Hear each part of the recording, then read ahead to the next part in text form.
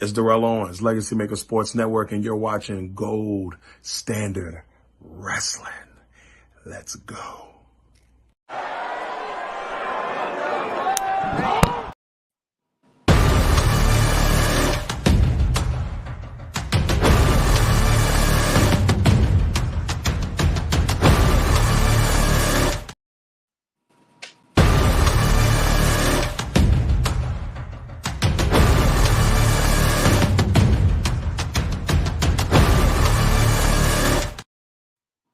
Welcome, everybody. I had to hit you with the double intro.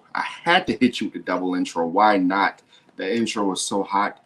It's so filled with gold, just like myself, Rob Johnson here, as I present to you Gold Standard Wrestling. I'm coming up on a year now with this championship belt. Make sure that you guys, if you're going to buy your own custom belt, make sure you go on a Trophy Smack. Trophy Smack is fast. Trophy Smack is effective. Trophy Smack made this beautiful Rob Johnson Media Championship belt. I'm also wearing the shirt of the Legacy Maker Sports Network. That is what I represent. I represent Legacy Maker first and foremost. I rep Legacy Maker Sports Network. Right when I was getting into my newspaper job back in 2017 at the NKCC News. Make sure you guys go check that out. The NKCC News on stands on every Thursday in Charleston, New Kent area, and online. Around that time, I was getting with Legacy Maker Sports. This upcoming September, it will be 7 years. So first of all, I rep that first and foremost. But second thing I rep is my name. I rep my name. I rep my brand, Rob Johnson Media. Make sure you go follow that and follow Legacy Maker Sports Network on Facebook, Instagram, YouTube, X now. Legacy Makers also on TikTok. I'll be back on my TikTok very soon. But ladies and gentlemen, we are here tonight to talk about pro wrestling. We're here to talk about pro wrestling. We're here to talk about what has transpired. Now, I went and I looked at WWE SmackDown, and I wasn't really too intrigued with it. Because I kind of skimmed through it because I got to it late. But what I want to talk about to you guys tonight is what happened at WWE Clash of the Castle and what happened tonight on Monday Night Raw. Middle of the way through Raw, I'm thinking, man, this crap is so boring. I don't want to watch this. And then, ladies and gentlemen, things got interesting. Things got interesting in the first part, in the A block, which is the first part of the show. And then things got really crazy. Got really freaking crazy. Let's go back to Clash of the Castle first. Now, we have new tag team champions. Well, before we even get to that, let's get to the first match. Cody Rhodes kicked off with AJ Styles. And you know what's so funny about AJ Styles kicking off this match with Cody Rhodes? The same way that Mark Henry tricked John Cena years back and got the World Heavyweight title shot, got the WWE title shot. I believe it was at Money in the Bank, which is the next pay-per-view next to this one. He fooled them, wore the same type of suit, all that different type of stuff. You know what ended up happening? Mark Henry lost that match, the same way AJ Styles. Now, the way AJ Styles lost this match was Cody Rhodes threatened to hit him with the stairs. Now, it was a really good match. I'm not going to lie to you guys. Tonight, I was cooking. I was doing other stuff. I was getting things going, so I had to skim through it because I had to get the Raw, so I could give you guys the Raw review. And that's the biggest thing. From now on Monday nights, I'll be giving you the Raw. And as I said in my other show the other day, I'm praying that my schedule doesn't change because I want to be with you guys every Monday night after Raw for this Raw review. I'm telling you guys, there is nothing like a Monday Night Raw review. There's nothing like getting fired up. There's nothing like having guests. And hopefully I will have some guests. I know it's late. I know it's 11:36 p.m. at night here on the East Coast. But we are here to talk about wrestling. We are here to talk about our passion. We are here to talk about what happened at both of those events. Now, Cody Rhodes retains the WWE Undisputed Championship. However, who comes out? Solo Sikoa and the Bloodline. Then Randy Orton, Kevin Owens comes out. So you have to ask yourself, what is the future, right? Because whoever's going to win Money in the Bank, they're going to get the shot. And you also have to remember that Gunther already has a shot at the World Heavyweight Championship. So who is going to face Cody Rhodes at SummerSlam, at Money in the Bank? We're anticipating The Rock is going to come back, but I know that The Rock had an injury Here some time back, The Rock had an injury, so we will definitely see if the great one, The Rock, will be back in time for SummerSlam. But in the meantime, this young lady right here, Jade Cargill, the much hyped Jade Cargill, she had a little bit of a botch at Clash of the Castle. The ropes were apparently kind of slippery or something like that. I don't know exactly what happened, but she had a botch and she almost hurt herself. Now, that being a big story, Izzy Dawn and Alba Fry won the women's tag team championship in a shocker. I was not expecting Jade and Bianca to lose the titles there, but my biggest question is, when is WWE going to really start taking these titles more seriously? When is WWE going to take these titles and make them more important when it comes to the women in these tag team divisions? Now, I don't know when Charlotte Flair is supposed to get back, but whenever she does get back, hopefully you will have her in some type of tag team. Maybe she can help make the titles relevant. I don't know. But right now, folks, to me, the titles really aren't that relevant. And now we're just waiting on the whole program with Bianca and Jade. Now, as I've talked about my colleagues before, I just hope they don't do it too soon. We need to see them at WrestleMania. Now, if just like we saw Bianca and we saw Sasha Banks at WrestleMania, you don't want to pitch this too early. You don't want to overdo it too early. You don't want to have multiple matches. You don't want to. Now, back in the old days, I remember they talked about Hulk Hogan and Andre the Giant having matches, on house shows, stuff like that, to kind of build the chemistry, things like that. Back then, you didn't have cell phones, but there was still footage. If they can get footage in the 80s, you damn sure they can get footage now here in the 2024 when there's cell phone cameras, all that different type of stuff. Now, going to the next match, Sami Zayn against Chad Gable. Chad Gable had an opportunity. He had him in his patented and his suplex. I call it the perfect suplex because it's almost like Mr. Perfect's fisherman suplex, except he's grabbing them from the back and he's pushing and he's diving their head into the back of the mat. It was a pretty decent match. I liked the match. I wish Gable would have went over. I think Gable is a legitimate competitor. We'll get to Chad Gable a little bit later when we talk about Monday Night Raw, but yeah, Sami Zayn retains the title. We'll also get to Sami Zayn and what he went through on Monday night. He has some challengers that could be coming for his Intercontinental Championship very soon. But overall, a good match. About 22 minutes and 13 seconds. Wasn't too bad of a match. The crowd was pretty into it, so And then we had Bayley against Piper Niven. Bayley retains her championship. Piper Niven put on a really, decent match. Piper Niven continues to show that she is a really good wrestler. I'm a fan of Piper Niven. I think Piper Niven is a really good wrestler. I think that we are building, hopefully, one day to a matchup between her and Nia Jax.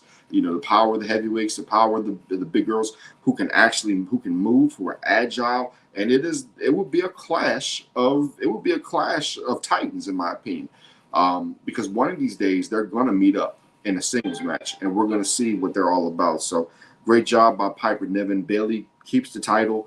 I don't know what the future of that women's championship is. I'm not a really big fan of Bayley's reign right now. Bayley can be either a heel or Bayley can be a face. You know what I mean? So, and then we have Drew Willingham saying Uncle Howdy. Yes, sir. I will definitely get to Uncle Howdy a little bit later.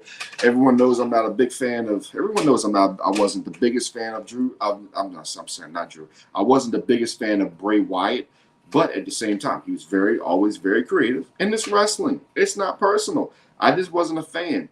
Do I miss the guy from being on TV? You're damn right I do, because I cheered against him. It doesn't mean I hate the guy. It just means that I wasn't a big fan. But I think that what happened tonight on Monday Night Raw was a crazy development. What happened on Monday Night Raw tonight was a crazy development. And we'll get to that in a few minutes. Now, getting to the last match, we had Damian Priest against Drew McIntyre. Let me tell you guys something, right? Damian Priest gets a lot of SHIT. But that man can go in the ring. That man can perform in the ring. That man can do anything in the ring that you need him to do. He damn near killed himself. And big ups to Drew McIntyre for saving that man's life. If you haven't seen Clash of the Castle, he saved that man's life. Because let me tell you something. If he had not, if he almost went out of character. And that shows how much professional Drew McIntyre is. We'll get to his professionalism a little bit later. But Damian Priest can do everything in the ring. His AWS just can't talk worth a damn. He can't talk. And I feel like sometimes they need to give him a little bit more creative freedom, because it feels like sometimes he's out there and he's just trying to remember his lines or stumble through words or whatever. Just let Damian Priest be authentic. And if you do that, then he'll be an even better champion and be even better on the mic. Speaking of Damian Priest, let's talk about what happened tonight, ladies and gentlemen. Oh, before I go any further, the reason Drew McIntyre lost that match was because CM Punk came out. He was the fake referee. He counted 2. He kicked Drew McIntyre in the family jewels. Next thing you know, he gets hit with the South of Heaven chokeslam, and bam, match over. Match over right there, and Damian Priest retains the championship. Goes back to the Judgment Day. So let's get to Monday Night Raw. Things start off, may I say, very interesting, right? So, you have the opening of Raw, blah, blah, blah, yeah. Next thing what happens, Seth freaking Rollins comes out. And the crowd loses its freaking mind. The crowd doesn't know what to do. The crowd is just losing its complete crap. And all I can say is, great job, WWE. I'm proud of you. Great job, WWE. Great job bringing Seth Rollins back. Is he fully healthy? I don't know, because he took a really bad fall at WrestleMania. He had some injuries. So we hope that Seth Rollins is healthy. Now, what did Seth Rollins come out and do? He came out and proclaimed that he wanted his WWE Championship back.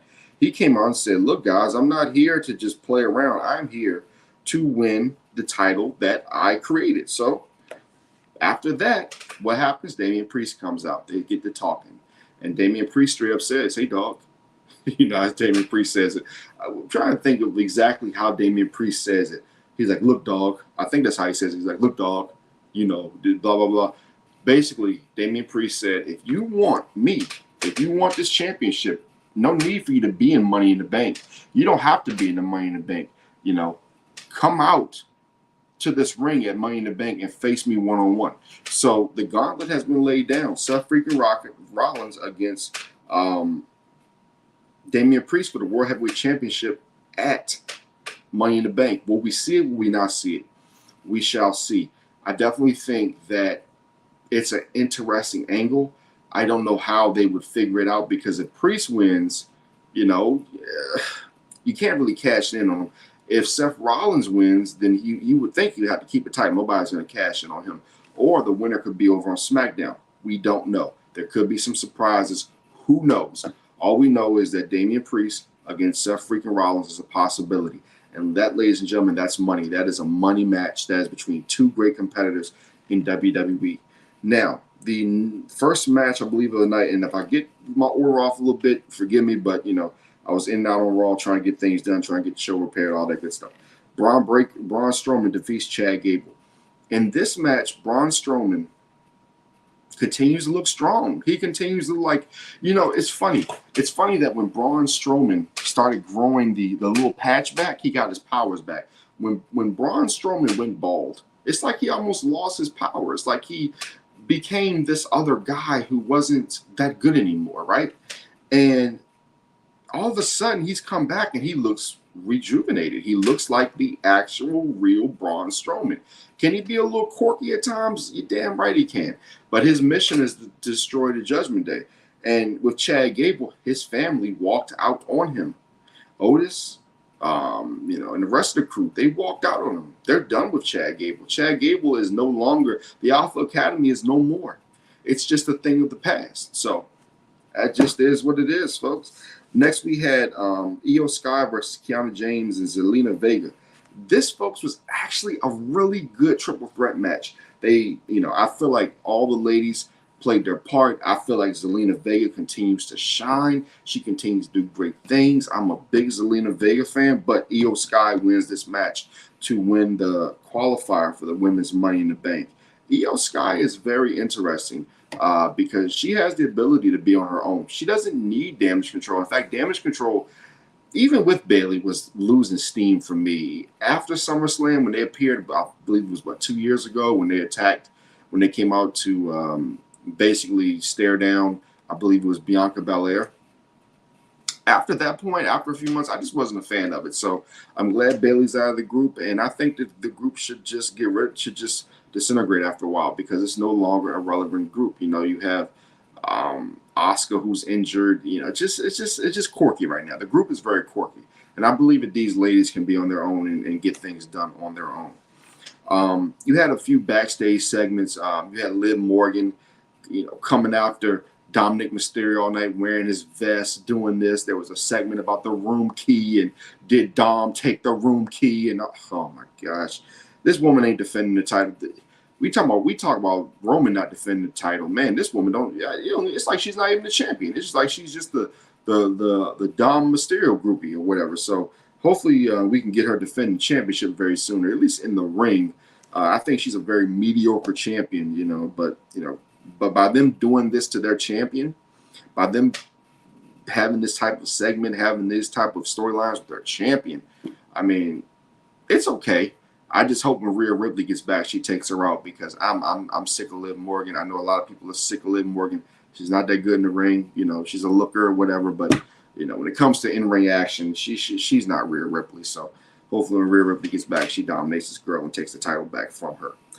Carlito defeats Dragon Lee in a head scratcher. I'm gonna start calling that. I'm gonna start putting that segment up for my shows. I'm gonna start calling them my head scratchers because I just do not understand such a bright young star in Dragon Lee. I believe Dragon Lee is what, 27, 28 years old.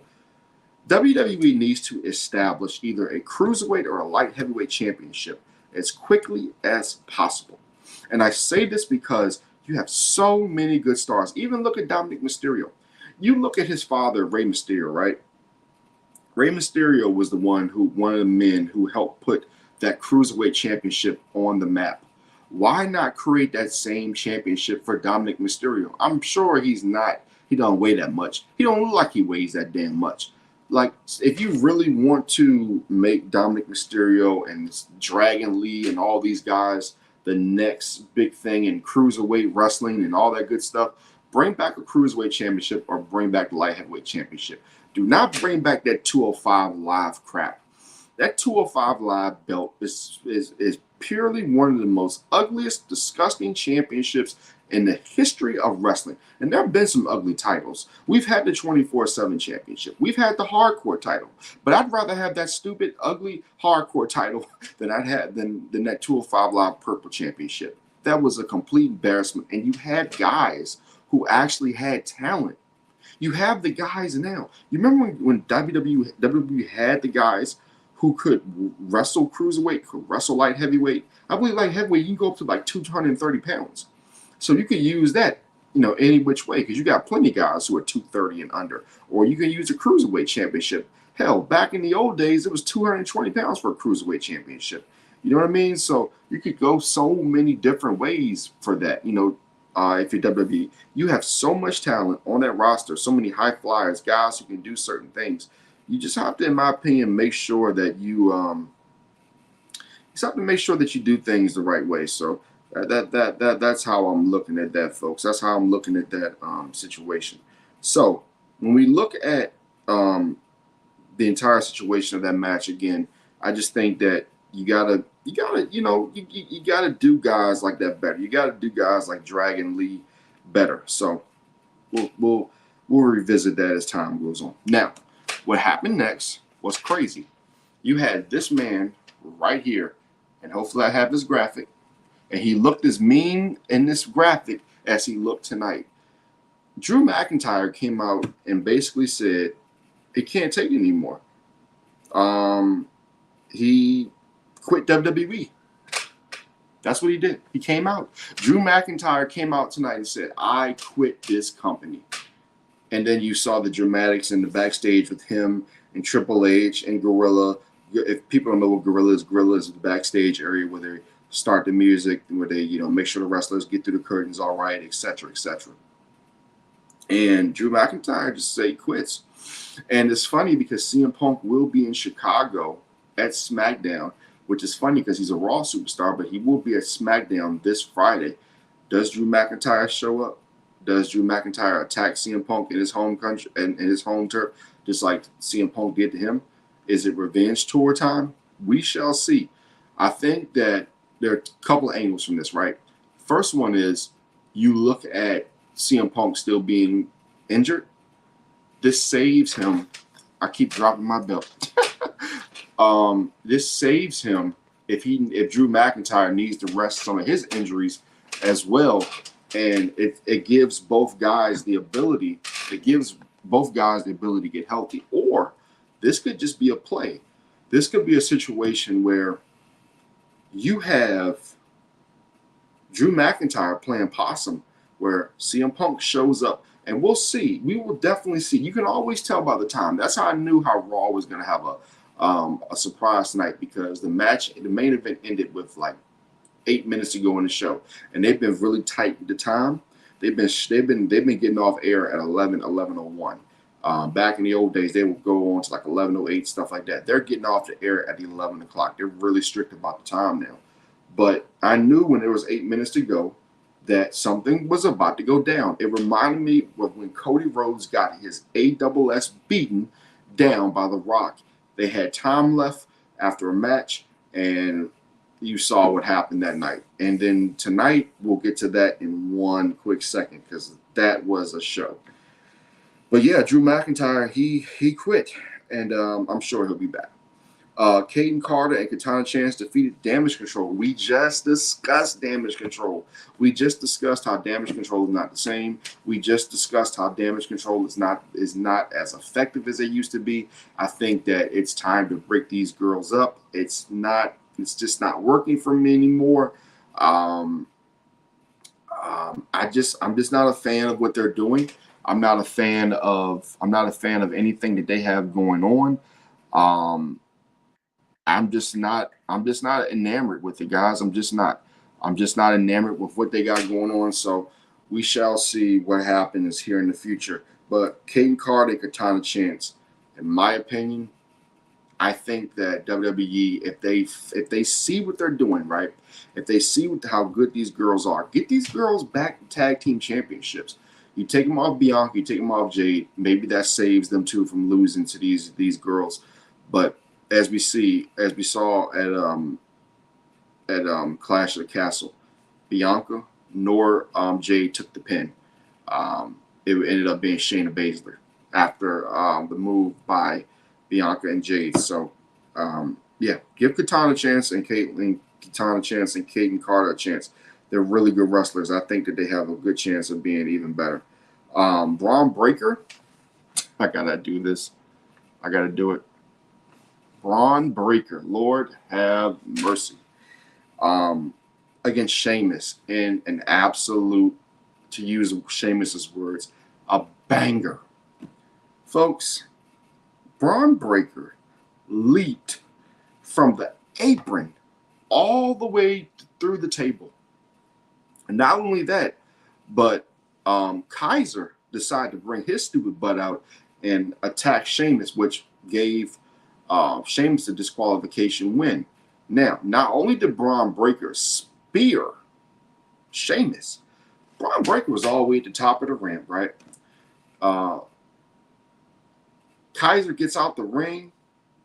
Ludwig Kaiser gets out the ring, and he how he gets out the ring. He gets that running start. He's about to knock somebody's head out the water. He's about to hit somebody's knee. What happens? He gets out the ring, starts running, blah, blah, blah, running as fast as he can. Next thing you know, boom! Braun Breaker comes from the other side of the ring with that speed. And, man, he timed that perfect. Because if he had been off by at least maybe 2 or 3 seconds, that whole segment would have been a freaking disaster. So that was just a great spear. That was a good job by WWE setting that up. I was just an absolute huge fan of what they did in that match, man. They did a good job. I was a huge fan of what Braun Breaker brought to the match, what Sheamus brought to the match. People can say what they want to about Sheamus. People can say what they want to about Braun Breaker, especially a guy like Sheamus. Man, that Sheamus can still go. He can still go in the ring. He can still do all the different type of things that you need him to do in the ring. And it looks like now that Sheamus might get the Intercontinental title match. And if they're going to do it, I think they should do it on Raw because, in my opinion, Braun Breaker should be getting the Intercontinental title shot. Now, if it ends up being as a disqualification, Braun Breaker runs in, I can easily see this being a three-way, right? I can see this being a three-way. I can see Sheamus defeating Sami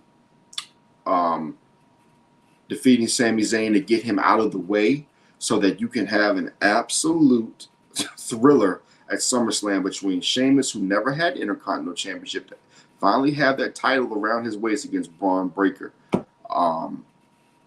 It's going to be a clash, and I think eventually, I don't know when it's going to happen, but eventually, and I was hoping, praying it was going to happen at SummerSlam, that we were going to get Intercontinental Champion Gunther against Braun Breaker. I think that eventually you'll get these guys in a match. Hopefully one day. WWE has a lot of talent right now. They can't screw it up. Trust me, they cannot screw it up. Next match, we got Jey Uso against Rey Mysterio and Finn Balor. Jey Uso wins the match, as we all knew. I mean, nobody that watched wrestling thought that Jey Uso wasn't going to win this match. I mean, we knew he was going to advance, but it's still a very impressive match. Still a very impressive match. Now, I have to put my belt down for this because I have to do this for everybody because, yeah. Let me make sure I can find my stuff real quick. I got to make this happen for y'all. I know I'm moving a lot of stuff right now, but trying to find. I should have did this before the show so I can make sure it was perfect for you guys. Give me 1 second. I'm trying to find. Hold on. Here we go. Now, ladies and gentlemen, this is what happened after Jey Uso won. He's yeeting with the crowd. Yeet, yeet, yeet, yeet. Blah, blah, blah. What happened next? This happened.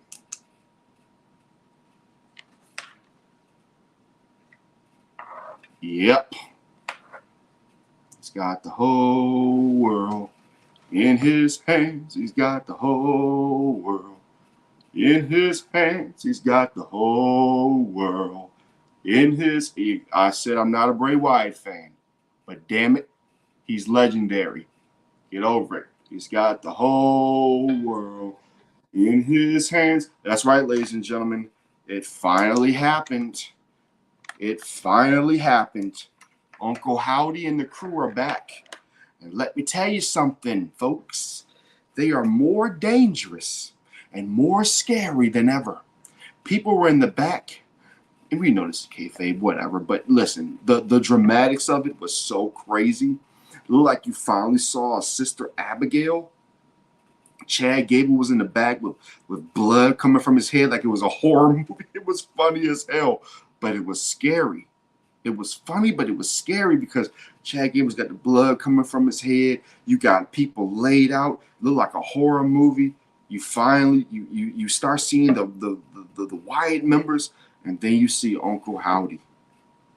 That motherfucker looks scary as hell. Who? I don't know, man. It's gonna be very interesting. It is gonna be very, very interesting. Going here the next couple of weeks, what we see. I don't know what we're going to see, but whatever we see, man, it's going to be crazy and it's going to be legitimate.